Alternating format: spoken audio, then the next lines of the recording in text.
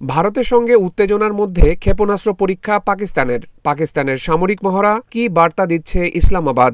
ভারতের সঙ্গে চরম উত্তেজনার মধ্যেই ব্যালিস্টিক ক্ষেপণাস্ত্র পরীক্ষা চালিয়েছে পাকিস্তান। ইসলামাবাদ বলছে 450 কিলোমিটার দূরত্বে আঘাত হানতে সক্ষম এই ক্ষেপণাস্ত্রের সফল উৎক্ষেপণ হয়েছে। আবদালি ওয়েপন সিস্টেম নামের এই ক্ষেপণাস্ত্রটি উৎক্ষেপণ করা হয় ইন্ডাস সামরিক মহড়ার অংশ হিসেবে। বান্ডেল থাকলে প্রতি সেনমানিতে টাকা বাঁচবে। বিকাশ সেনমানি বান্ডেল কিনে জিতুন প্রতি লেনদেনে। এই সময়টাই গুরুত্বপূর্ণ, কারণ কাশ্মীরের পেহেলগামে ভয়াবহ হামলার মাত্র কয়েকদিনের মধ্যেই এই পরীক্ষা চালানো হলো। বিশ্লেষকদের মতে এই পরীক্ষা গুরুতর উস্কানি হিসেবেই দেখছে নয়াদিল্লি।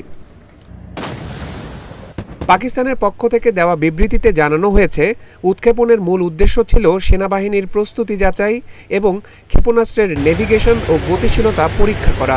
সরকারি বিবৃতিতে প্রধানমন্ত্রী শাহবাজ শরীফ ও সামরিক নেতৃত্ব বাহিনীর সক্ষমতা ও প্রযুক্তিগত অগ্রগতির প্রশংসা করেছেন।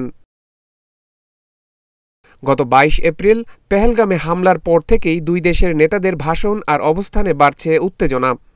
এই পরিস্থিতিতে ক্ষেপণাস্ত্র পরীক্ষা নতুন করে উদ্বেগ তৈরি করতে পারে।